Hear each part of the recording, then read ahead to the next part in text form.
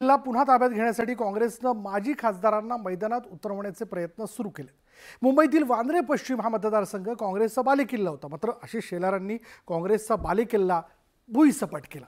परिणामी काँग्रेसनं माजी खासदार प्रिया दत्त यांना उमेदवारी देण्याची रणनीती आखली आहे।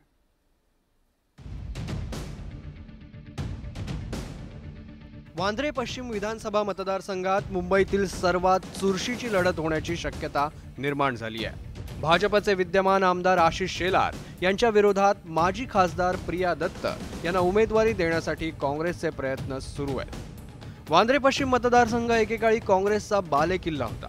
उत्तर मध्य लोकसभा मतदारसंघातून प्रिया दत्त 2 वेळा खासदार म्हणून निवडून गेल्या होत्या। सुनील दत्त यांनीही या मतदारसंघाचं प्रतिनिधित्व केलं होतं। दत्त कुटुंबाला मानणारा एक मोठा वर्ग आणि मुस्लिम समाजाची एक गठ्ठा मतं यावर काँग्रेसची भिस्त असणार आहे। यानंतर काँग्रेसचे नेते आहेत, आमच्या खासदार वर्षा गायकवाड या इथल्या मुंबईच्या अध्यक्ष, त्याच्यामुळे राजकीय सगळ्या घडामोडी करणं आणि पूर्ण मुंबईमध्ये जास्तीत जास्त काँग्रेसचे आमदार निवडून आणणं हे काम सुरू आहे। वांद्रे पश्चिम विधानसभा मतदारसंघाचे माजी आमदार बाबा सिद्दीकींनी अजित पवारांच्या राष्ट्रवादीची साथ दिल्यानं काँग्रेसला धक्का बसलाय। त्यामुळे प्रिया दत्त यांनी निवडणूक लढवावी अशी गळ वर्षा गायकवाड यांनी घातली आहे। तर या मतदारसंघात केलेली विकास कामं आणि महायुतीची एकजूट यामुळे आशिष शेलार यांचा विजय पक्का असल्याचा दावा सत्ताधाऱ्यांनी केलाय।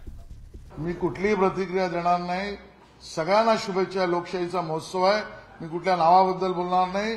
पहिला मला तिकीट मिळू द्या, मग समोरच्यांचं बघूया। लोकसभा निवडणुकीत वैयक्तिक कारणांमुळे प्रिया दत्त यांनी लढण्यास नकार दिला होता। मात्र उत्तर लोकसभा मतदारसंघात काँग्रेसच्या वर्षा गायकवाड यांनी विजय मिळवल्यानं आता राजकीय समीकरणं बदलली आहेत। परिणामी प्रिया दत्त आणि आशिष शेलार यांच्यात लढत होण्याची शक्यता नाकारता येत नाही। Bureau report, news 18 Lokmat.